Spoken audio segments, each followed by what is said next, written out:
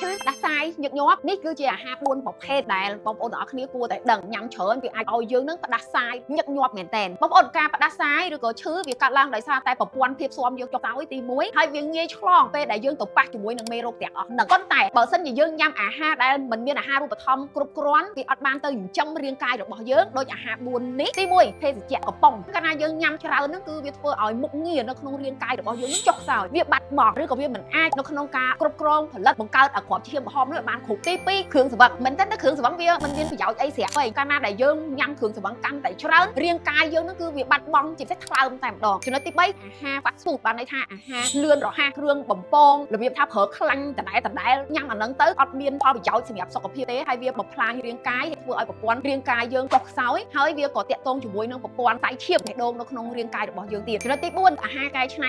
នៃនោះដូចជាគ្រឿងកំប៉ុងមីកំប៉ុងឬក៏ប្រហិតអីផ្សេងៗដែលកែច្នៃរក្សាទុកយូរកាលណាយើងញ៉ាំទាំងអស់នឹងច្រើនក៏វាអត់ល្អដែរព្រោះនៅក្នុងហ្នឹងវាមានសារជាតិរក្សាទុកដែលញ៉ាំច្រើនវាអត់ប្រយោជន៍សម្រាប់រាងកាយរបស់យើងវាអត់មានវីតាមីនប្រូតេអ៊ីនវាអត់មានសារជាតិគ្រប់គ្រាន់ទៅបំពន់ឲ្យរាងកាយយើងនឹងមានសុខភាពល្អកម្លាំងខ្លាំងក្លាបានទេអញ្ចឹងវាអាចនឹងទ្រុឌទ្រោមដោយសារប្រព័ន្ធភាពស៊ាំយើងខ្សោយទៅការងាយឆ្លងការប្រឈមមុខជំងឺឆ្លងហ្នឹងក៏កាន់តែច្រើនដែរបងប្អូនណាខ្លះដែលអាសាងាយឈឺអត់សូវមានកម្លាំងងាយឆ្លងផ្ដាសាយញឹកញាប់ហើយបកត្រឡប់មកមើលការហូបចុករបស់យើងវិញតើយើងមាននៅក្នុង4អាហារខាងលើដែលអ្នកគ្រូសៀវភៅរៀបរាប់ខ្លីៗនេះអត់បើសិនជាមានខមមិនប្រាប់ផងតែបើសិនជាអត់មានទេអូខេល្អហើយព្យាយាមញ៉ាំរបស់ល្អដើម្បីឲ្យរាងកាយយើងលូតលាស់ល្អហើយអាយុវែងផងដែរអរគុណច្រើនបងប្អូនទាំងអស់គ្នា